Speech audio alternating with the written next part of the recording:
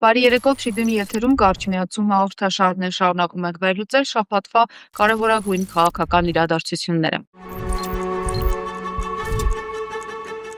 Այսօր մեր հյուրն է ռազմական փորձագետ Հայկ Նահապետյանը։ Ողջույն, շնորհակալ եմ մեզ կրկին հյուրն կալվելու համար։ Պարոն Նահապետյան, թեպետ վերջին ամսվա եւ առհասարակ ձմռան վերջին օրվանից սկսած տարածաշրջանը եռում է եւ Իրանում գիտենք ինչ գործողություններ են տեղի ունենում հարևան Իրանում, այնուհանդերձ ես ուզում եմ առաջինը սկսենք զրույցը այս պահի դրությամբ դե ֆակտո վարչապետ Նիկոլ Փաշինյանի ելույթից որոշ դրվագներ Եվրախորհրդարանում, այդպես տարատեսակ եւ նրա ճեպազրույցից, որոնք այսպես զուգահեռվեցին, լրագրողներին հետաքրքիր եւ հարցերով բացվեցին, թեպետ էլի եկեղեցուն ենք անդրադառնալու, փասթերթը բառացիորեն մի քանի օր առաջ գրել էր, որ կարծես թե ինչ որ պաուզայի վրա է Փաշինյանը, ինչ որ տարօրինակ բան էին նկատել, որ դադար է եկեղեցու դեմ պայքարում, այդուհանդերձ վերլուծում էին նաև, որ այդ պայքարը կարող է կապված լինել այս վերջին հետազոտությունների հետ, սոցհարցումների հետ, որովհետև տեսավ, որ եկեղեցու դեմ ամեն դեպքում չի կարող այդ միջոցներով պայքարել ու ժողովուրդը ավելի շատ կանգնած է եկեղեցու թիկունքին։ Հիմա նրա Եվրախորհրդանի ելույթից արդեն հասկացանք, որ իրականում չէ, այդ ամեն ինչը չի դադարել, պարզապես այսպես պաուզա էր իրականում ու նոր շերտով սկսեց արդեն հանդես գալ։ Հիմա կաթողիկոսին այնտեղ սկսեց էլի անվանել պատերազմի կուսակցության առաջնորդ եւ հոխորտաց, որ երբ որ պատարագի ժամանակ Արցախի հանրապետություն են ասում, դա պատերազմի կոչ է։ Ըստ էության շատ ճղճի մակարդակով կարծես բողոք էր կամ տպավորություն էր, որ ինչ որ լավ ռուսերեն ասեմ, отчет, հա, ոնց են ասում, հաշվետվություն էր տալիս կարծես, այո, իր պատվիրատուներին, թե այս եմ արել, այն եմ արել, հիմա եկեղեցու դեմ է, այս է, նա այն է, այսպես լսում ենք այդ ելույթը, ապշած էլի, կարող է արդյոք միջազգային հարթակներում այս ներքաղաքական թեմաների բարձրացումը թուլացնել պետության դիրքերը անվտանգային հարցերում, որովհետև գիտենք հիմա ինչ վիճակում է եւ տարածաշրջանը եւ Հայաստանը անվտանգային համակարգով հանդերձ, որքանով ենք մենք պատրաստ, եթե հանկարծ այս ելույթից հետո էլի սկսվի ինչ որ էսկալացիոն sense շարժումներ։ Նախ վարչապետի աթոռին բազմած եւ կառավարչի արտոնություններով վայելքների մեջ ընկղված Փաշինյանը եւ ոչ երբեք վարչապետ Փաշինյանը այն ինչ որ ելույթ ունեցավ, գիտեք ինձ ինչն է հիշեցնում, սատանան ամենաշատ ինչից է վախում, խաչից եւ տիրոջ անունից, չէ՞։ Հիմա տալիս ես Արցախ, ցեղասպանություն, հայրենիք,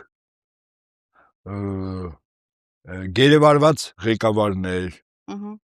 այս մարդը նույն զգացողություն ունի, ինչ որ սատանան իմ նշած ուրեմն իրողություններից հոգե խանգարմունքի մեջ է մտած, ասեմ ձեզ, ուժեղը երբեք խնդիր չունի ցույց տալու, որ ինքը ուժեղ է, ինքը կոնկրետ խնդիր անում է, կողքից ասում են, որ ինքը հաղթեց, այնպես ինչպես հիմա Իրանը, ես չեմ գնում Իրանի շուրջ իրադարձությունների մասին քննարկել, կարծում եմ հարց կտակ էլի, բայց երբ ինքը բողոքում է ինչ-որ միտեղ, որ եկեղեցին վատն է, որ եկեղեցին այսպես է, եկեղեցին այնպես է, ինքը ենթագիտակցորեն նախ արդարացնում է իր գործողությունները եկեղեցու դեմ, ինչու, որտեղ այնուամենայնիվ եվրոպական շատ երկրներ, հիմնական երկրներ, քրիստոնեական երկրներ են եւ այնուամենայնիվ այն եկեղեցիները, որոնք այդ երկրներում կան, այդ երկրի ժողովրդի եւ պետության վրա որոշակի եւ իրական ազդեցություն ունեն։ Այնպես չի, որ դա կարելի է անտեսել։ Դա այդպես չի կարող, հա։ Եվ ինքը մեղմ ասած մեղավորի ենթագիտակցությամբ ինքը արդարանում էր, թե ինչու է եկեղեցու դեմ սկսում ինչ որ քայլեր անել։ Մեկ, երկրորդ, ես վստահեցնում եմ ձեզ, որ եկեղեցու դեմ այլանդակությունների շարքը չի ավարտվել, քանի որ նա գործում է ոչ թե իր անձնական նախաձեռնությամբ, այլ Կովկասի մահմեդականների վարչության նախագահ Ալաշուքյուր Փաշազադեի հանձնարարականով։ Նա հանձնարարություն է կատարում, հետ չի կարող կանգնել, որքան էլ շատ ցանկանա։ Իդեպ այդ վեհապար հայրապետի ու եկեղեցու մասին այդ նորը հա ինչ որ բաներ իմացել։ Սկսեց այն ժամանակ, երբ որ հանձնարարականը եկավ Բաքվից եւ 2-3 օր հետո վեհապար հայրապետը Բեռն քաղաքում Շվեյցարիայի հայտնի իր խոսքը ասեց։ Եվ Արցախի մասին, եւ պատմամշակութային հոգեվոր հուշարձանների մասին, եւ գերեվարված մեր ղեկավարների մասին, եւ ցեղասպանության մասին, եւ Թուրքիայի պատերազմի մասնակցության մասին, դա նախ այդ երկրի ղեկավարների համար ազդակ էր, որպեսզի իրենց կամակատար անձին հանձնարարականների իջեցնեն, այլ այդ հանձնարարականը կատարվում է, ինչքանով կստացվի։ Ես գնահատել եմ 5 տարբեր փորձ է եղել եկեղեցու դեմ իշխանափոխություն իրականացնելու, իսկ իր նպատակը իսկապես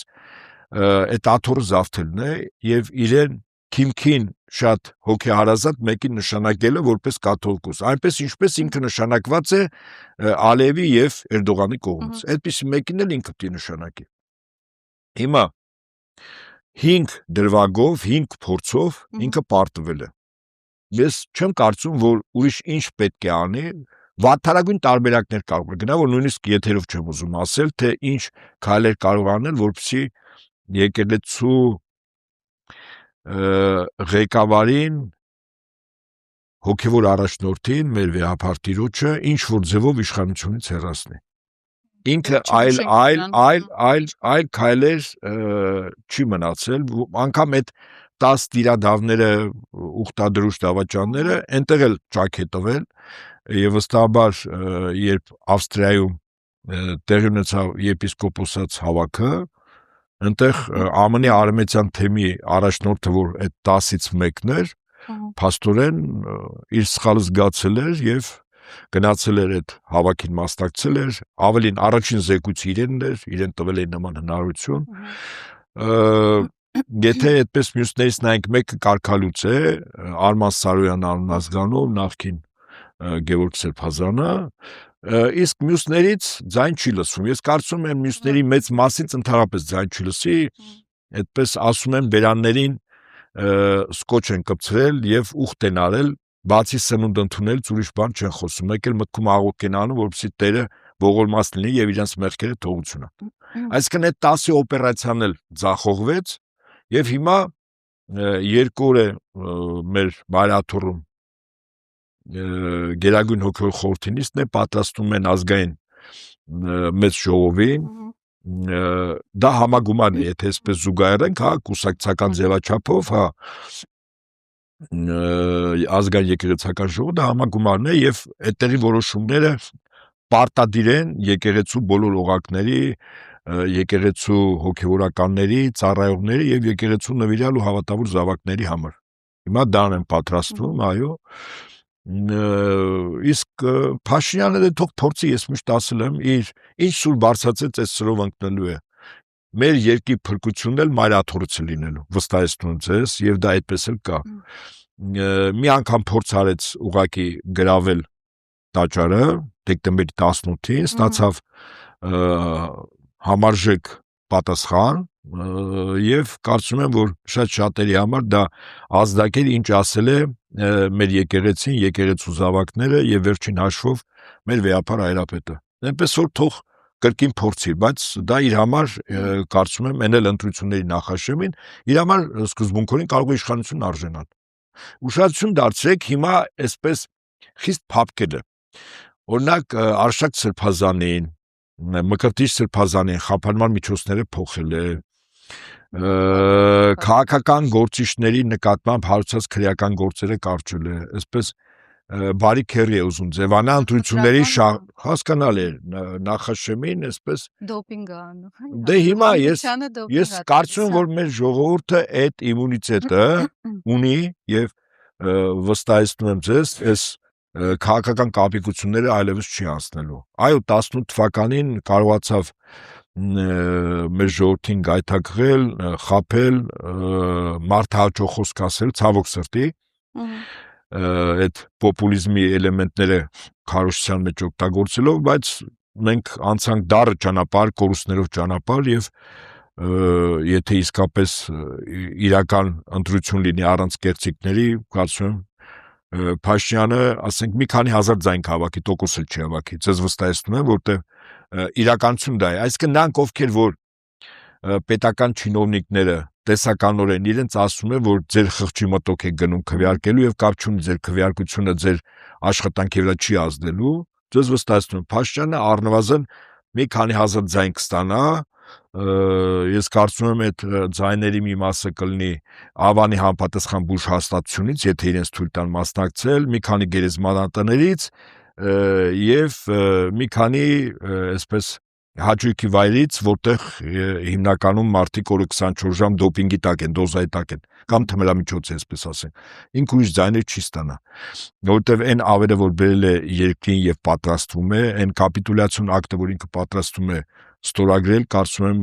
բոլորիս համար ակնհայտ է, այնքանով որքանով Ադրբեջանը Իրան իրավունք է վերապահում մեր համարության մեջ, ասել ինչ պետք է լինի, ինչ պետք չլինի, եւ որի վերաբերյալ իդեպ ինքը դրա մասին մի երկու օր առաջ չի ասեց, որ անպայման անկախության հռչակագիրը պետք է փոխվի եւ այլն։ Սա արդեն Ադրբեջանը ասում է 300,000-ը գալու է։ Իդեպ մի հետաքրքիր փաստ, ես սրա մասին հորդորում եմ նաեւ լրատվամիջոցները անպայման ուշադրություն դարձնեն։ 229 դպրոց շրջաններում փակվում է, հիմնականում Սյունիքի եւ Շիրակի մարզերում։ Իհարկե անունը փակել չի, ֆինանսավորումը կրճատում են ըստ երեխաների թվականակի 100-ից պակաս է։ Ակնհայտ է, երբ որ երեխան դպրոց, համայնքային կենտրոնացված դպրոց, այսինքն գյուղերը դատարկում են մի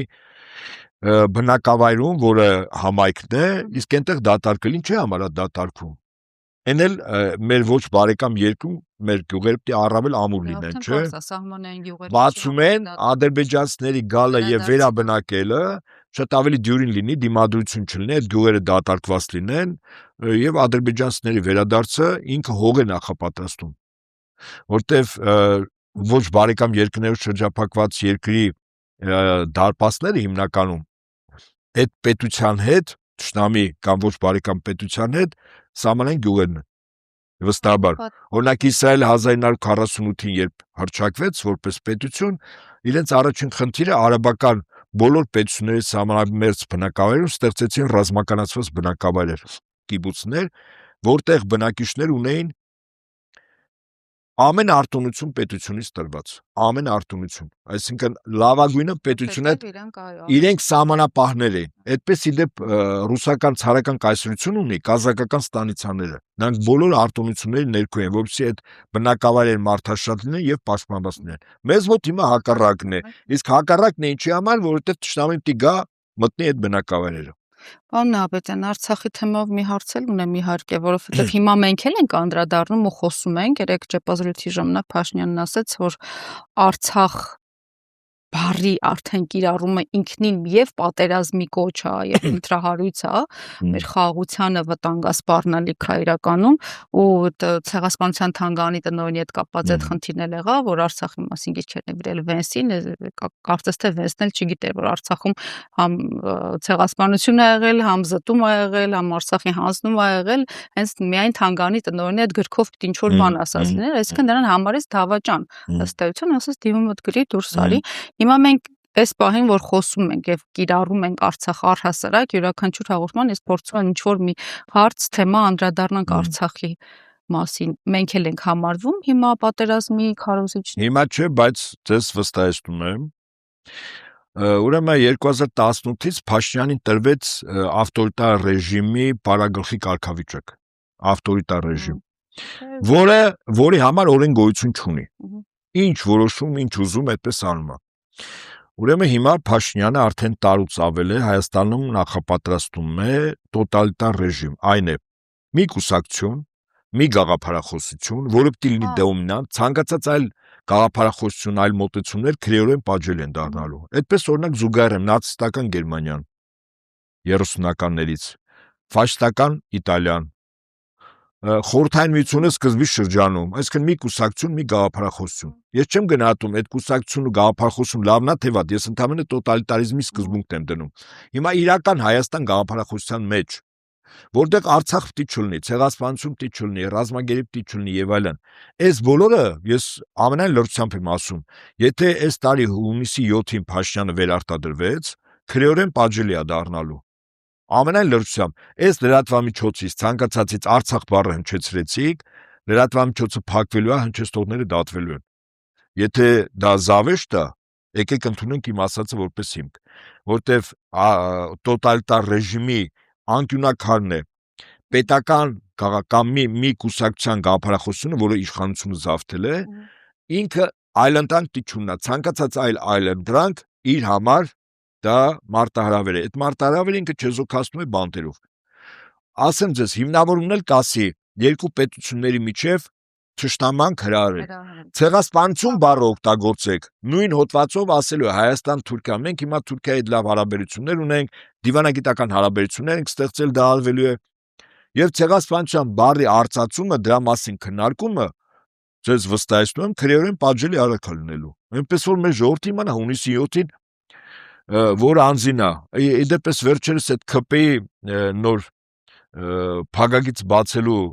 մի ձև նկատեցի, բառերով առաջին տառերով հապավներ, քանդենք պետությունը։ Հետաքրքիր է ՔՊ-ն։ Այսինքն իրականում այդ գործընթացը գնում է, եւ մենք հստակ իմանանք Արցախ բառը, ցեղասպանություն բառը, Արարատ բառն էլ դուք օգտագործեք, Արարատը ասելա Թուրքիայի տարածքն է, դու ինչ տարածքան հավակնություն ունես, ոնց կարող է դա մեր հայրենիքն է, դա Թուրքիա է եւ այլն։ Այնպես որ նորից եմ ասում, դուք զուգահեռեցիք Փաշինյան Արցախ, ես ասում եմ զուգահեռենք այսպես Սատանան խաչը, Փաշինյան Արցախը։ Այնպես Սատանան փախնում է խաչից, Փաշինյանն էլ փախչում է Արցախ ոչ թե բառից, Արցախ աշխարհից, Արցախ պատմությունից, Արցախ 120,000 փախստականներից, Արցախ խնդրից, հայ ժողովրդի Արցախը վերատիրելու թաքուն հույզերից ու ցանկություններից, հայկական ինքնությունից, մեր ինքնությունից վերջին հաշվով, այո։ Սահմանադրությանը, որ անդրադարձակ, նրա խոսքով անկախության հռչակագիրը կառուցված է կոնֆլիկտի տրամաբանության վրա։ Ասում եմ, մենք չենք կարող այդ կոնֆլիկտի տրամաբանության վրա շարունակենք մենք խաղաղություն ունենալ ու անկախ պետություն ունենալ։ Դրան ինչ կասեք։ Ոչ մի կոնֆլիկտ չկա, ոչ մի կոնֆլիկտ չկա, հեքիաթ։ Կոնֆլիկտը ինքը իր եսի հետ է։ Օրինակ շարքային Փաշինյան Նիկոլ, որը մինչև 2018 իշխանություն չուներ։ Եվ իշխանություն ունեցող Փաշինյան Նիկոլ հիմա ներսում պայքար է գնում։ Ասեմ ձեզ, եթե կար կոնֆլիկտ, քո առաջին գործը, այսինքն դա շատ կարևոր գործ էր, 2018-ին եկար այդ Արցախի չբարձրացրեցիր, բայց եթե կա կոնֆլիկտ, հերթականություն էր դրված ուրեմն։ Չէ, ոչ մի կոնֆլիկտ էլ չկար, հիմա դա Ադրբեջանի պահանջն է, Թուրքիայի, Ադրբեջանի պահանջն է, որտեվ անկախության հռչակագրում կա Արցախը, Թուրքիայի պահանջն է, որտեվ կա ցեղասպանությունը։ Դրա համար այդ նախ, բայց սահմանությունը միայն դրանով չի փոխվելու։ Ես ասեմ դες սահմանության մեջ ես չեմ բացառում, որ մտնի Հայաստանը որպես չեզոք պետություն, որով Հայաստանը ավտոմատ կերպով դուրս է գալիս հավաքական անվտանգության պայմանագրի կազմակերպությունից, որտեվ ռազմաքաղաքական դաշինքի անդամ չեզոք պետություն չի կարող լինել։ Ավտոմատ է դուրս գալիս։ Մնացածն էլ ասում է, ես ունեմ նոր սահմանություն երկիր ունի եւ հետեաբար նոր սահմանությունը ինքը բոլոր միջպետական պայմանագրերով պետք է նայ արդյոք համապատասխանում է սահմանությանը։ Հետո էլ ասելու է, քանի որ մենք Թուրքիայի հետ արդեն դիվանագիտական հարաբերություններ ենք, բարիդրացական հարաբերություններ, ինչ գործի նույն 102 բազան եւ սահմանապահները, չէ՞։ Այսինքն ինքը սահմանությունը միայն վստահաբար այդ անկախության հռչակագիրը չէ։ Եկեղեցու բացառիկությունն է հանելու, ես ասեմ ինչ, հիմնական շեշտադրումներ, հա։ Տոտալիտարիզմի սահմանությամբ ամրագրելու է Արցախի ցեղասպանության, մեր արժեքների, մեր սիմվոլների նկատմամբ, ասենք արգելքներ որոշակի, դա սահմանությամբ դնելու ամրագրի, հա։ Այնպես որ մեր ժողովուրդը հիմա գոյութենական կռվի մեջ է, այստեղ միայն մեր պետականության խնդիրը չի։ Այս հունիսի 7-ը ես միշտ ասել եմ եւ առավել քան համոզված եմ, սա մեր նորօրյա Սարդարաբադն է։ Ինչու որտեվ 1918-ին Թուրքիան ուզում էր նվաճել այս տարածքը, այստեղ հայ չլիներ։ Հիմա նույն խնդիրն է, ուղղակի այն ժամանակ գետնի վրա տակ պատերազմով էր, զենքով էր, հիմա տեղեկատվական տնտեսական։ Ուզում են նվաճես երկիր, այո, նույնն է։ Այնպես որ հունիսի 7-ը դա մեր նորօրյա Սարդարաբադն է, եւ այդ Սարդարաբադում ինչպես 18-ին մեր նախնիկ ջարդեցին թուրքական էլիտար դիվիզիաները, այստեղ էլ ենք մենք ջարդելու Թուրքիայի ներկայացիչ անձին եւ իր քաղաքական խմբակին։ Պարոն Ավետյան, գիտեմ, որ շատ են անդրադարձել, բայց ձեր կարծիքը կուզեի լսել նաև որպես ռազմական փորձագետ Արման Թաթոյանի տեղադրած նյութերի ներկայացրած բացահայտման մասին ու ամեն դեպքում, որ Պաշտպանության նախարարությունը այսպես հերքում է եկել խոսնակը արդեն, էլի պնեի քարտեզներով սկսեց հերքել, որ այս ամեն ինչը սուտ է, ոչ մի առաջ խաղացում չկա, ոչ մի հենակետեր այնտեղ չունեն ադրբեջանցիները, ինչի մասն է խոսքը, որ լրագրողներն էլ նորից արդեն բացահայտ հակառակն են ապացուցում։ Այսինքն հիմա տեսեք, օրերից մի օր կգա մի բան, չէ, որ Պաշտպանության նախարարությունը ստիպված է լինելու ինչ որ հայտարարություններ էլի անել եւ հավատի մասին, որ մարդիկ արդեն էլ արժանահավատել չեն համարելու նախարարության որևէ հայտարարություն։ Հիմա այսպես զուգահեռներ տանելով ով է ճիշտ, հիմա եկեք այսպես նայենք, հա, ուրեմն կա երկկողմանի դիրքեր։ Համաձայն եմ, հա։ Առ այսօր, եթե ես ընդ որում ասեմ այնինչ իրականությունն է, ոչ թե կողմնակալ վերաբերմունք հանդես բերեմ, ես ինձ լսողները շատ եմ հարգում, որտեղ իմ ժողովուրդն է, իմ զարմն է։ Եվ հիմա ասեմ այսպես, տարածքներ կա, որ առ այսօր մեր զինուժը Ադրբեջանի տարածքում է, այդպիսի տարածքներ կա։ Ժամանակին մենք դիրքերի բարելավման համար իմ խոսույթը այնպես չլինի, որ ես ջուր եմ լցնում իշխանությունների ջրաղացին, որտեղ այդ նույն բանը իրենք են ասում։ Ես ասում եմ իրականությունը, հիմա ինչ կա։ Բայց մենք բարձունքներ ենք վերցրել, առավելություն ենք ունեցել իրենց տարածքից եւ ճիշտ ենք արել, որտեղ մեր խնդիրը մեր բնակավայրի պաշտպանությունն էր։ Նա Ադրբեջանը հիմա ավելի շահեկան վիճակում է, ինքը ինչ է անում։ Ինքը ոչ միայն փորձում է իր տարածքները հետ բերել, այլ մեր տարածքում անում է այն գործողությունը, ինչ որ ժամանակին արել ենք մենք։ Այսինքն ինքը մեր տարածքի հաշվին, օրինակ երկու դիրքեր կան, միջդիրքային հեռավորությունը ենթադրենք Հայաստանի Հանրապետության տարածք է, միջդիրքայինը, բայց Ադրբեջանը միջդիրքայինով առաջ չի եկել, մեկ է որոշում է կայացնում, որ կախված դիրքի առավելությունից, կախված իրենց միջդիրքային կապի, կոմունիկացիայի արդյունավետ աշխատելուց, իրենք որոշում են իրենց մի դիրքը առաջ տալ, այդ ազատ տարածքում, ենթադրենք մի կիլոմետր է միջդիրքային հեռավորություն, իրենք որոշում են 150 մետր առաջ գալ, մեր տարածքի հաշվին, օրինակ, կամ ուրիշ բան ասեմ, այդ միջդիրքայինի մեծ մասը, օրինակ ադրբեջանական է, իրենց տարածքն է, բայց մեր կրակի հսկողության ներքո, իրենք որոշում են 150 մետր առաջ գալ, իրենք գալիս են իրենց տարածքին, նոր դիրք են դնում, այսինքն այստեղ ինքը շատ վիճելի է, քանի դեռ դելիմիտացիա դեմարկացիա չկա, ձեզ վստահեցնում եմ, էլի, այս խոսույթը անդադ շրջանառության մեջ լինեն, բայց փաստը մնում է փաստ, որ Ադրբեջանը առավելագույն փորձում է եւ մեր տարածքի եւ իր տարածքի հաշվին իր դիրքային առավելությունները ապահովել։ Ինչու՞։ Եթե գնում ենք խաղաղության, ո՞րն է նպատակը, որ դու իշխող բարձունքները մի փոքր բարձունք անգամ բաց չես թողում, ուզում ես անպայման դու լինես։ Կամ կոմունիկացիաների կապերի համար առավելագույն արդյունավետ կապեր ես տալիս նոր դիրքեր դնելով, ինչու՞։ Դու պատրաստում ես հարձակման։ Այսինքն ոչ թե դու գնալու ես վաղը այդ մարտական հենակետերը այլևս քանդվելու են, այլ այդ հենակետերը ադրբեջանական բանակի համար հարձակման համար ամենանպաստավոր դիրքերն են լինելու։ Եվ իշխող բարձունք, եւ կրակային հզորություն, եւ կրակային ինտենսիվություն, եւ խոցելիություն ապահովելու համար իրենք այդ առավելությունները այսօր ստեղծում են իրենց համար։ Այսինքն մենք հասկանանք ինչ են ստեղծում։ Հասկանանք, որ ոչ մի խաղաղություն չկա, փաստորեն Ադրբեջանի ղեկավարը նայեք ուշադրություն դարձեք մի հետաքրքիր զուգահեռ են բերում։ Այս խելոքները, որ ասում են խաղաղություն է։ Ուրեմն առաջին, երկրորդ, երրորդ օրը Իրանի դեպքում, երբ Իրանի հոգևոր եւ ռազմական ղեկավարությունը իրոք գլխատվել էր։ ԱՄՆ-ի ղեկավարության հաշվարկը այն էր, որ Իրանը սպիտակ դրոշ բարձրացնի։ Իրենք իրենց արշինով են չափում, իրաց մոտ որ գլխատվի, իրանք սպիտակ դրոշ են բարձրացնում։ Նայեք, այդ առաջին 3 օրը Ադրբեջանի նախագահի կեցվածքը ինչպիսին էր։ Նախիջևանի կապիկությունը արեց, ինչ որ մի օդանավակայանում, այդ օդանավակայանի վերջույթում, որտեղ կարող է հարակից բնակավայրերի չոբանների համար խաշնարածների մի քանի արտաքնոց լիներ, այդտեղ տարավ, եթե Իրանին պետք լինի երեկոյան Մեհրիբանն ու Իլհամը թեյ խմելուց, պատուհանից անօդաչուն բերեն մտցնեն, Իլհամի ոտքերի տակ պայթեցնեն, Իրանը դա կանի, այսինքն իրենց անօդաչունները աշխարհում լավագույններից են, եթե ոչ լավագույնը։ Հիմա երբ որ նման բան է անում, Ալիևը ինքը հող է նախապատրաստում, մտածելը որ կարող է Իրանը հանձնվելու գործընթացի մեջ է, բայց Ադրբեջանից մի մեծ պատառ ես չփոկեմ, հող եմ նախապատրաստում, որ այս ագրեսոր Իրանը ին վրա հարձակվել է։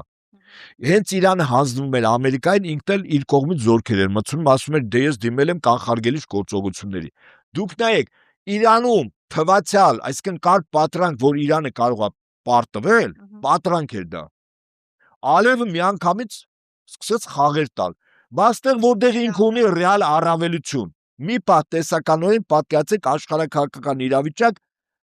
որտեղ Հայաստանի նկատմամբ Ալիևի ցանկությունները տարածնել վերցնելու, ասեն մի շաբաթ պատուհան կարող է բացվի եւ թույլ տրվի։ Դու գիտեք ինչ կանի։ Այդ մի շաբաթ չէ, իրանց համար օրը 24 ժամվա ռեժիմով ինքը փորձել է մտնել Հայաստան։ Ես զուգահեռ ինչու բերեցի Իրանի հետ, այնտեղ թվացյալ պատրանք կար, որ կարող է Իրան պարտվում է։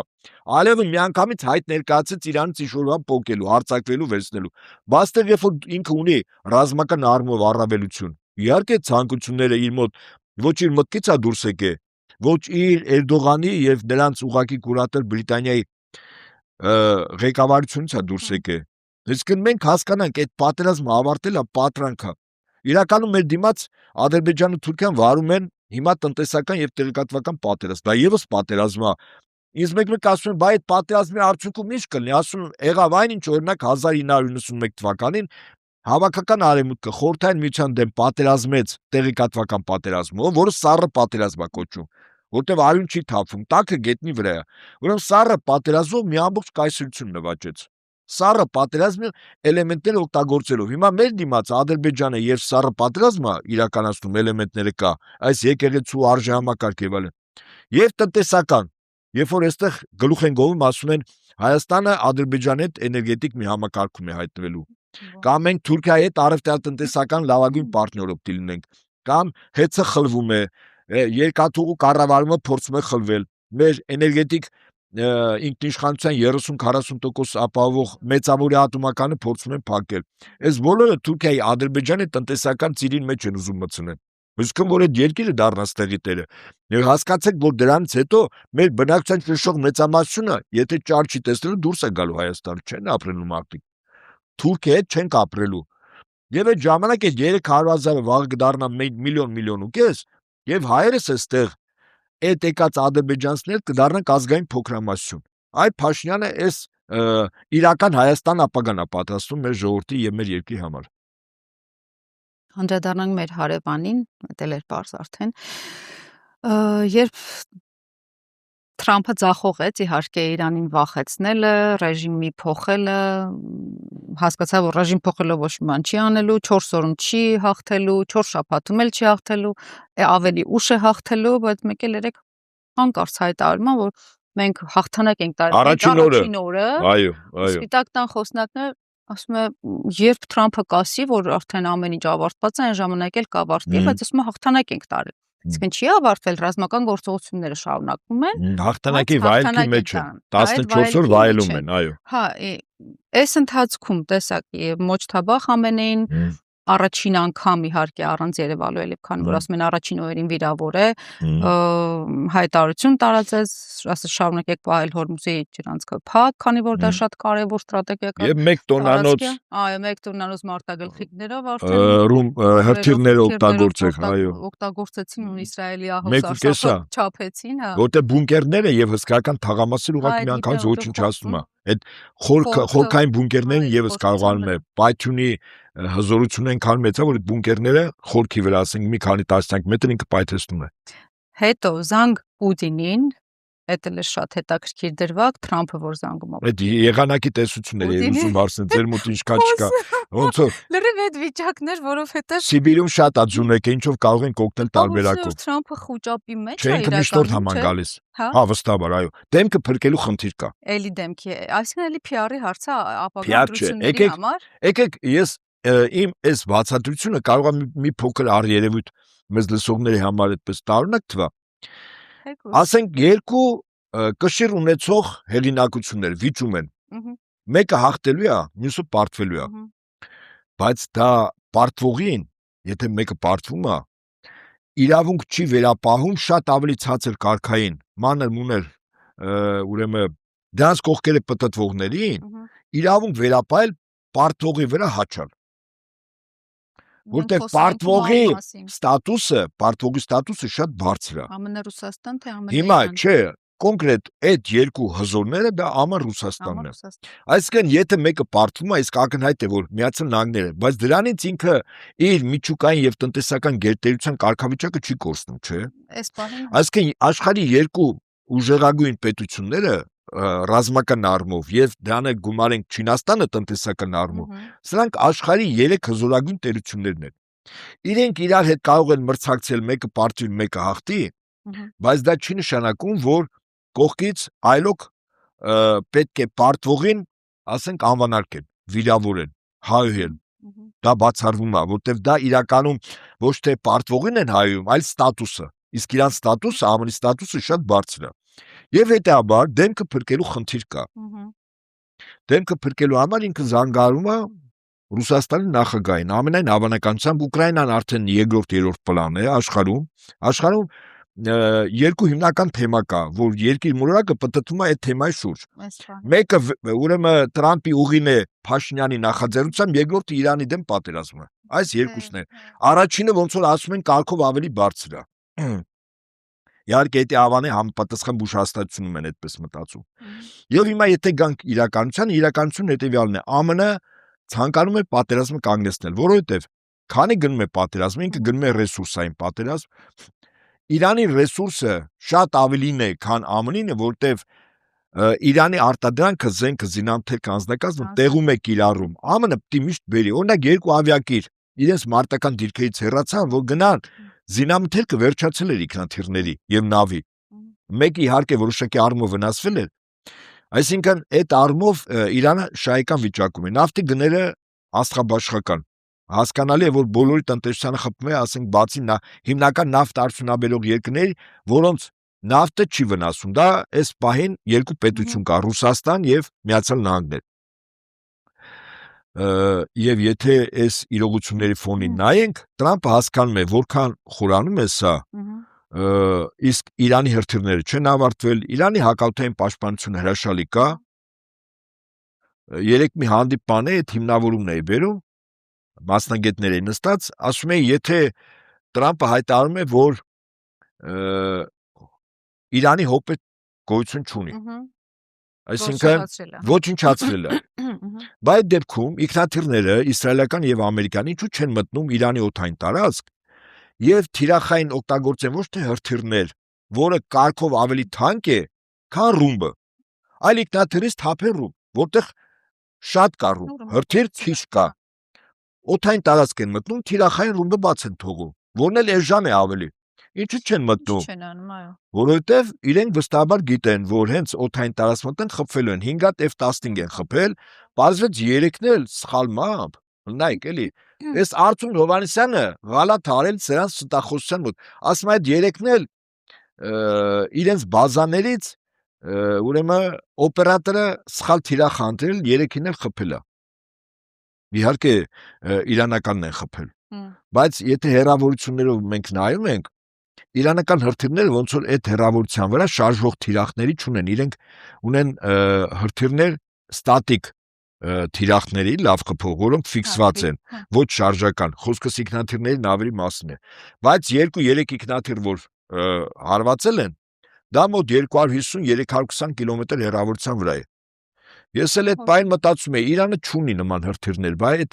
որ երկի հրթիռ է հեռավորության վրա խփում, մեկ էլ հիշեցի ռուսական S-400-ը, որ մինչև 400 կիլոմետր է խփում։ Այդպես պատական լինում է, էլի, հիմա։ Եվ այստեղից հետևություն, այո, Տրամպը խնդիր ունի դեմքը փրկելու։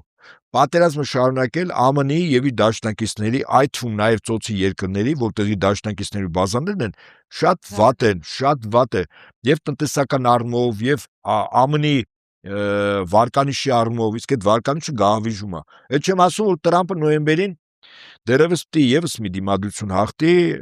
կոնգրեսի միջանկյալ ընտրություններում, հանրապետականը կհաղթի, թե չէ, Աստված գիտի, կհաղթի, թե չէ։ Իմպիչմենթի է գնալու։ Եվ չէ, բացառում, այո, ես չեմ բացառում։ Եվ դրա համար Տրամպը ոնց որ թե ասում ես կռիվ հաղթել ենք, հիմա գնում են Կուբայի վրա։ Իդեպ 2 օր առաջ ասեց, հիմա Կուբան է, իրենց թիրախը։ Եվ այսպես շարունակ էլի։ Հետաքրքիր, այսպես զվարճանքով օրեր ենք ապրում, ցավոք սրտի մեր գլխին Ադրբեջանի, Թուրքիայի վտանգը ռազմական ներխուժման, դամոլկյան սրինման կախված է, որքան էլ որ երկրի կառավարիչ կոչվածը օրը 24 ժամ ասում է խաղաղություն է, չեն հարձակվելու, Իհարկե ակնհայտ է, չէ՞ որ կարող է ինքը այդպես է մտածում, դա իր ցանկությունն է, բայց իրականությունից դա լրիվ կտրված վիճակ է։ Լավ, եկեք այսպեսի մի հատ ամփոփում անենք։ ԱՄՆ-ն իսկապես փակուղում է Իրանի հարցում, ունի արդյոք իրական ինչ-որ ռազմական տարբերակներ, այնտեղ հասկացանք, որ քրդերով, ազերիներով, Անջատողականով չի լինելու, չի լինում, այդ հասկացանք։ մնում է ցամաքայինով չի լինելու, չի լինելու, որտեղ մի քանի միլիոն զորք տիբերի։ Ես եկեք զուգահեռում մեզ լսողներին պարզնի։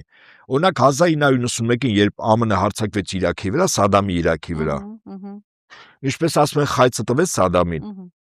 ասեց Կատարը քո նախկին տարածքն ա եղել, հսկայական գազ կա, մտի նվաճի, մտավ Կատարը, ԱՄՆ-ին պատրվակ եղավ, որ Իրաքին հարվածի։ Ուրեմն Իրաքի դեմ ԱՄՆ հանել էր 1.200.000 ցամաքային զորք, մոտ 2.500 ինքնաթիռ։ Հիմա այն ժամանակ Իրաքը հիմա շատ ավելի թույլ էր այն ժամանակվա, քան այսօրվա Իրանը։ Այս Իրանի դեմ առնվազն ես ասեմ Իրան ինչքան զոր կարող անենք, 48 ժամում 2 միլիոն, հիմա 720.000 զորք ունի։ Ուրեմն ընդհանուր զորակոչով 9 միլիոն բանակ է հանում։ Հələ աշխարհազոր չեմ ասում, 9 միլիոն բանակ, այո, 10%-ը բնակչության 93 միլիոնի 10%-ը հանում է։ Չեմ ասում հրթիռների, անօթաչուների, Աստված գիտի ինչքան պահեսներում այդ լեռների սարերի մեջ արտադրած պահած կա։ Եվ ամենակարևորը, Իրանի ժողովուրդը անկախազգային պատկանելությունից ինքը գիտի, որ իր հայրենիքն է պաշտպանում, այսինքն ամենաբարձր մոտիվացիան է։ Նրանք, ովքեր որ Իրանի վրա պիտի հարձակվեն, իրենք ավազակի հոգեբանություն ունեն, իրենք գրավող են։ Գրավողը պատրաստ չի մի բան գրավելուց կյանք զոհաբերել։ Ասում է, եթե խնդրեմ կա, թռնեմ։ Իսկ պաշտպանողը, որ իր կռիվը արդարացի եւ ինքը գիտի հանուն ինչի է գնում զոհվելու։ Սա նշանակում է, որ Իրանի բանակը հոգեբանորեն արդեն հաղթացել։ Ես համարեք 100%-ով բացառում եմ լայնածավալ ցամաքային օպերացիա Իրան դեմ առնվազն մի քանի միլիոնանոց բանակ պիտի բերեն ինչ որ տեղեր լցնեն, մի քանի հազար ինքնաթիռ, թե որ օդանավականներում ինչքան զինամթերքով եւ այլն բերեն, ամբարեն, որ հետո հարձակում սկսի։ Սա բացառում եմ։ Ինչա մնում Իրանին։ Իրանը 3 պահանջ ա դրել։ Պահանջ առաջին, որը ցավոք սրտի 2 օր առաջ Մակամտանքության խորհուրդը չընդունեց Ռուսաստանի առաջարկներ։ Ագրեսոր ճանաչել ԱՄՆ-ի եւ Իսրայելի իրենց գործողություններով։ Երկրորդ, դրանից հետո փոխհատուցում կրած վնասների եւ երրորդ միջուկային ծրագրերը Իրանը շարունակելու է։ Հիմա թե Իրանը հետամուտ է լինելու այս ամեն ինչին, թե չէ, դժվար եմ ասել, բայց պատական չի, որ սկզբունքորեն Ռուսաստանի եւ չեմ բացառում նաեւ Չինաստանի ղեկավարները միջնորդներ հանդիսանան այս թնջուկը լուծելու համար։ Իսկ ԱՄՆ-ը արդեն հաղթել է, իրենք խնդիր չունեն։ Իրենք այդ բոլոր պայմաններին Իրանին կարող են սուսպուս համաձայնվել։ Մեկը հաղթել են, չէ՞։ Սրանք են ասում, մենք հաղթել ենք։ Բայց եթե հաղթել եք, եղբայր, այդ պարտվող կողմն էլ մի երկու բան թող ուզի, էլի։ Ինչ ա եղել։ Մեկը ինքը պարտվել է, դու էլ հաղթել ես։ Մոտավորապես այսպես։ Լավ, բայց որ ասացիք Ռուսաստանը պատահաբար հայտնվեց ռուսական զինատեսակ այդ հեռահարության վրա, այնտեղ խոսակցություններ էին գնում, որ Ռուսաստանը հետախուզական տվյալներ է փոխանցում Իրանին, հետո հերքեցին, հետո ԱՄՆ-ի հետ խոսած մի խոսքով հերքեցին։ Վստահաբար նախ Ռուսաստան-Չինաստան ռազմական եւ ռազմատեխնիկական համագործակցության պայմանագիր ունեն։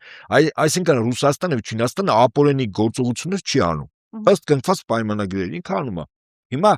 ինչքան անում, ոնց անում, դա գաղտնի է։ Հետախուզական տվյալներ։ Այո, բոլոր բացառապես։ Ես ասեմ ձեզ, իհարկե Ռուսաստանում Չինաստանը չեն ցցվում, եւ դա կարիքն էլ չկա, եւ ապրի Իրանը, որ ճիշտ դաշնակիցներ է ընտրել, եւ ինքը պատրաստակամ է իր երկիրը պաշտպանել։ Ինձ համար օրինակ չափորոշիչ է Նժդեհ ժամանակին, երբ գրել էր մի այսպիսի ձևակերպում կար, ասում է այնպես պետք է ապրել, որ անգամ քո մահը քո հայրենիքին օգտակար լինի։ Ես նահատակ Ալի Խամեյնիի մահը հիշեցի։ Անգամ իր մահը, ֆիզիկապես ինքը այլևս չկա, միավորեց Իրանում ապրող բոլոր ժողովուրդներին եւ միավորեց ժողովուրդներին իշխանության շուրջ։ Անգամ իր մահը ծառայեց իր հայրենիքին։ Ես կարծում եմ, այդպիսի առաջնորդ եւ առաջնորդների ինստիտուտ ունեցող երկիրը պատերազմում երբեք չի պարտվի։ Շնորհակալություն։ Ես էլ եմ շնորհակալ։ Շարունակեք հետևել մեզ YouTube-ում, Facebook-ում, Telegram-ում, միացեք մեր Patreon-ի շաբաթվա անցուդարձից։ Առաջինը եւ մշտապես տեղյակ լինելու համար։ Կհանդիպենք։